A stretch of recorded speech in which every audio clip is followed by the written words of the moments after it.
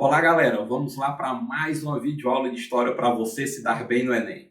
Eu sou o professor Balduino, professor de História do IFP Campus Paulistana, e vamos trazer na aula de hoje a resolução de questões que já foram cobradas no Exame Nacional do Ensino Médio. Vamos trabalhar aqui as temáticas em torno da Revolução Industrial e da expansão marítima europeia do século XV e XVI, que vai desembocar na chegada dos portugueses aqui no solo brasileiro. E é sempre bom lembrar que nossas aulas fazem parte do programa de extensão Você em Casa e o IFP em Movimento, sempre produzindo aí material didático e lúdico para que você não fique tão só nesse momento de isolamento social. E é por isso que eu convido a todos a seguirem aqui as redes sociais que estão disponíveis, tanto a minha como as do IFP e do IFP Campus Paulistano, que é o campus ao qual eu estou ligado. Então, sem mais delongas, vamos aí para a nossa resolução de questões.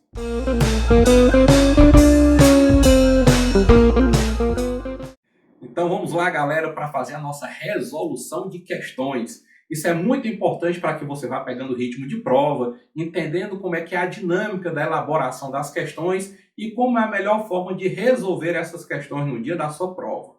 E aí vamos ver aqui a Revolução Industrial e a expansão marítima europeia, que eu estou chamando para esse vídeo de expansão marítima europeia os temas em torno da expansão portuguesa, do mercantilismo e da chegada desses portugueses no Brasil aqui dentro do período pré-colonial. E mesmo a Revolução Industrial sendo posterior à expansão marítima, vamos começar por ela, seguindo a ordem dos vídeos que foram postados no canal do YouTube aí da gente. Então nós vamos começar com essa questão que é de 2010, mas é muito interessante porque ela tem trabalhado aí com os temas em torno do trabalho, dessas transformações do mundo do trabalho. A relação entre patrão e operário, entre o operário e a mercadoria que ele está produzindo. E aí é sempre bom você observar, né, que a questão ela sempre começa com esse textozinho, certo? Que é um texto gerador, ele vem problematizar e ele vai apontar importantes pontos, ideias centrais, que vão lhe ajudar a escolher entre as alternativas que estão aqui embaixo, aquela correta. E você vai também eliminando. Porque a lógica da prova do Enem é você interpretar, olha o que diz aqui o enunciado. Você deve analisar o trecho do texto. Então, basicamente, você vai unir os seus conhecimentos históricos com a interpretação de texto desse trecho aqui que está sendo apresentado, certo? E aí você vai ler esse texto, vai buscar as ideias centrais que ele aponta e vai buscar nessas alternativas aqui aquela que mais se aproxima do texto acima. Então, para que a gente possa fazer esse movimento muito bem feito, nós iniciamos sempre a leitura da questão a partir de quê? A partir do enunciado, que é a pergunta da nossa questão. E o enunciado diz, olha, a análise do trecho permite identificar que o poeta romântico Shelley registrou uma contradição nas condições socioeconômicas da nascente classe trabalhadora inglesa durante a Revolução Industrial. Tal contradição está identificada. Então você vai observar que o que é que o nosso enunciado quer? Que você encontre as contradições que estão sendo vivenciadas pela recém-criada classe trabalhadora da Revolução Industrial. Então há uma contradição. Então agora nós vamos lá no texto acima, vamos lê-lo e vamos ver que contradição é essa que ele aponta. Então diz assim: homens da Inglaterra, por que arar para os senhores que vos mantêm na miséria? Então a primeira pergunta é, por que arar? Por que cuidar da terra e fazer com que ela produza e eu vou me manter na miséria? Certo? Eu produzo para o senhor que me mantém miserável, que me mantém pobre. Produz alimento e continuo na miséria. Segunda indagação, por que tecer com esforços e cuidado as ricas roupas que vossos tiranos tecem? Então, por que costurar e tecer roupa para aqueles que vos domina? Olha que pergunta bem forte. E a terceira grande questão, por que alimentar, vestir e poupar do berço até o túmulo esses parasitas ingratos que exploram vosso suor, que bebem vosso sangue? Então, como é que é apresentado esse burguês, esse patrão? Ele é apresentado como um parasita. Observe, o trabalhador, ele ara, mas vive na miséria. Ele tece a roupa para que o tirano a vista. Ele alimenta, ele veste e poupa para que um parasita possa viver bem. Então observe, aquele que trabalha vive na miséria e aquele que não trabalha que vive no luxo. Olha que contradição, a contradição que está apresentada na nossa pergunta. Então a ideia central desse texto é apresentar que aquele que ara não tem o alimento. Aquele que tece não é o proprietário da roupa. Aquele que trabalha, alimenta, veste e poupa, sustenta aqueles que não o fazem nada. Então existe uma separação entre aquele que trabalha e o produto final. O produto final não pertence ao operário, não pertence ao produtor. Então, já que nós chegamos a essa conclusão, vamos para as alternativas e vamos lê-las para vermos qual é aquela que mais se aproxima com o resultado final da nossa interpretação do texto. Então, tal contradição está identificada. Letra A. Na pobreza dos empregados, que estava dissociada da riqueza dos patrões. Olha aí um erro. Dissociada? Não. A pobreza do trabalhador está associada à riqueza. O trabalhador é pobre porque tudo o que ele produz é mandado para os patrões. Letra A, falsa, elimina. Letra B, no salário dos operários que era proporcional aos seus esforços, proporcional, olha que erro. Gente, a Revolução Industrial, principalmente a primeira fase, é a fase em que o trabalhador vai à fábrica prestar um turno de trabalho de 14, 15, 16 horas e ganhar uma miséria. Não há proporcionalidade. Inclusive, nos estudos marxistas, isso vai ser chamado de mais-valia, que é a exploração do tempo trabalhado. Eu não recebo o valor relativo ao tempo que eu trabalhei. Isso aí é a teoria da mais-valia, é a desproporcionalidade entre tempo trabalhado e dinheiro recebido. Letra B, falsa. Letra C, na burguesia que tinha seus negócios financiados pelo proletariado. Gente, financia quem tem dinheiro. O proletariado é uma classe explorada. Quem é que vai financiar a indústria? São os bancos. Letra C, falsa. Letra D, no trabalho que era considerado uma garantia de liberdade. Bom, aqui é a parte escorregadia da questão. Se você for pegar na teoria bem religiosa, né, do protestantismo inglês, o trabalho é uma fonte de ligação com Deus, é uma fonte de inspiração. Então você poderia ser levado por essa interpretação. Mas é falsa, porque o homem, o indivíduo, na Revolução Industrial, o operário, ele está preso ao seu trabalho. Ele precisa daquela fábrica. Porque existem poucos postos de trabalho para muito trabalhador. Há uma mão de obra abundante na cidade. Resultado, ele está preso ao trabalho para não morrer de fome. Então a letra D é falsa, porque não é uma garantia de liberdade. Eliminamos todas, resta o que é para marcar, fica a letra E, a última alternativa. Na riqueza, a contradição é porque a riqueza que não era usufruída pelos que a produziam. Então nós temos uma separação entre aquele que produz e a mercadoria. A mercadoria pertence ao burguês, que é o dono da fábrica, dos bens de capital. Já aquele que é dono da força de trabalho, que é o operário, não é proprietário da mercadoria final. E aí essa questão nos remete, né, a uma outra questão, que é muito importante, que é essa linha de produção, certo? O trabalhador ele não é dono da mercadoria, como ele também agora não é dono do conhecimento. Ou esse operário agora ele não detém o conhecimento completo de como é a produção da mercadoria. E aí vamos para essa questão de 2012, interessante para vermos aí as linhas de produção, que diz o seguinte: na imagem do início do século XX, identifica-se um modelo produtivo cuja forma de organização fabril baseava-se na. Então, no que era que se baseava essa linha de produção, essa esteira de produção, essa esteira produtiva, onde você pode observar aqui claramente que cada indivíduo vai realizar uma parte do processo de produção.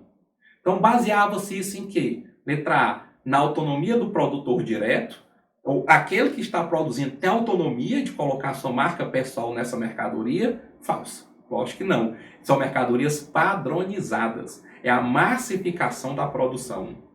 Letra B, na divisão sexual do trabalho, não, o que você tem aqui são homens e mulheres trabalhando na produção. Então a questão é falsa. Inclusive algumas fábricas antes do século XX, principalmente, porque no início da Revolução é quando a exploração é mais absurda, onde não existem leis trabalhistas, nós vamos ter crianças também trabalhando dentro da fábrica. E há uma certa divisão, mulheres fazem um tipo de trabalho, homens fazem outro, mas observe, a imagem não nos garante essa interpretação, e é a imagem que deve ser interpretada. Letra C, é a exploração do trabalho repetitivo. Letra D, utilização de empregados qualificados. Falso. Olha, você não precisa ter o conhecimento completo da produção. Aqui você vai lembrar muito tempos modernos de Chaplin. Muitas vezes o seu trabalho era apertar um parafuso, ou dois, ou três, quem sabe. Dar uma martelada, puxar uma alavanca, apertar um botão. E isso não exige a qualificação do trabalhador. E por você não ter necessidade de ter tanta qualificação, isso vai impactar diretamente no salário, que vai ser baixo. Então, letra D, falsa. Letra E, incentiva a criatividade dos funcionários.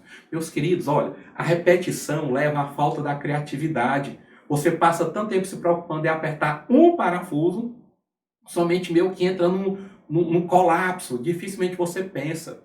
E aí você que já assistiu aí o The Big Bang Theory alguma vez, tem um episódio muito legal em que o Sheldon está fazendo uma linha de produção com a Penny e eles estão cantando. E ele, com aquele conhecimento que ele tem, né? Ele vai rememorar que na Revolução Industrial, a música associada ao trabalho faz com que a mente da gente meio que entre num bug. Você esquece outro tipo de pensamento, meio que entra num momento de nulidade mental, e aí você concentra-se somente em repetir o trabalho, falta de criatividade. Portanto, a nossa alternativa correta da questão é a letra C, é a exploração do trabalho repetitivo. Outra característica da Revolução Industrial, a desqualificação profissional, o trabalho repetitivo, a massificação da produção, a linha de produção, que vai ganhar muita força aí com o Fordismo. E aí, falando em linha de produção, a gente não deixa de lembrar, lógico, né, principalmente quem é professor, e alguns alunos já viram a famosa charge que está aqui do nosso lado, que é cobrada em N provas de história. Eu nem boto mais na minha, porque já está muito batida. Desculpe os amigos da história aí que estão assistindo a aula, vão ficar zangados porque não vão mais utilizá-la, mas eu vou trabalhar aqui com ela, né? Então observe o diálogo que está sendo travado entre esses dois trabalhadores, um mais antigo da fábrica e um mais novo. E um diz: vou me aposentar amanhã. E sabe o que vou fazer? Andar até o fim dessa linha de montagem e descobrir o que estou fazendo há 30 anos. São 30 anos trabalhando sem ter o conhecimento completo do que está sendo realizado. Outra teoria aí bem marxista, que é a teoria da alienação. O trabalhador não tem conhecimento da importância do seu trabalho durante esse processo produtivo. E aí, como ele não tem consciência da importância do seu trabalho, ele também não tem consciência da sua própria importância como indivíduo. Isso aí foi muito importante para que esses primeiros burgueses, esses primeiros capitalistas, pudessem lucrar muito em cima dos operários. Então nós vamos sair aqui da Revolução Industrial e vamos entrar no contexto da expansão marítima. E aí você já observa que nós temos dois textos aqui nessa questão. Essa é a parte cansativa do Enem, você tem muito texto para ler em pouco tempo. Então você tem que ter estratégias para que você possa ganhar tempo e fazer o máximo de questões possíveis de forma consciente.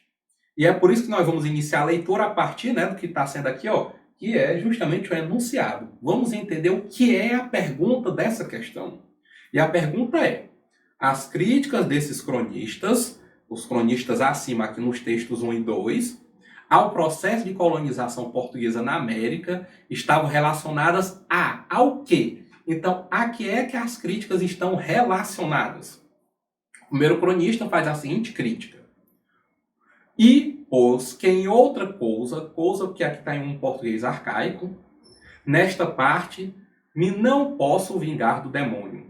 Admoesto da parte da cruz de Cristo Jesus a todos que este lugar lerem, que deem a esta terra o nome que com tanta solenidade lhe foi posto, sob pena de a mesma cruz que nos há de ser mostrada no dia final, os acusar de ser mais devotos do pau-brasil que dela. Então, qual é a acusação que ele faz? Ele vai dizer que os portugueses são mais devotos ao pau-brasil, que é a mercadoria de exploração desse período pré-colonial, a fonte de lucro do Brasil é o pau-brasil.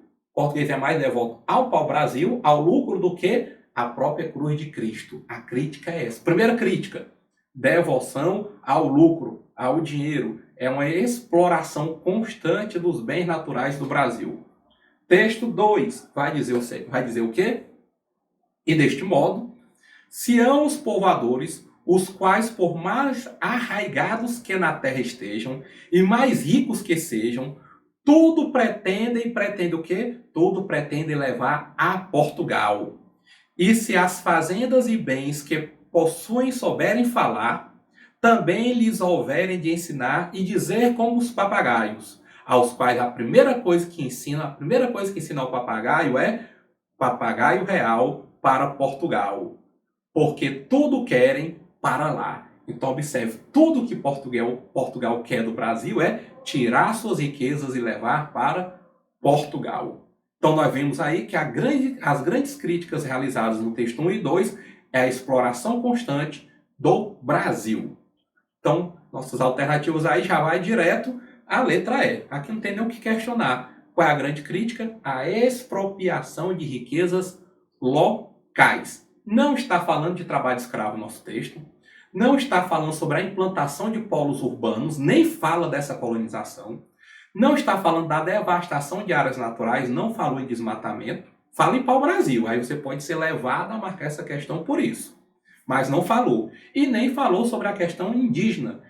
O centro do texto 1 e 2 é falar de exploração econômica. Então, letra E. Muito fácil essa questão. Cansativa só pela leitura dos textos.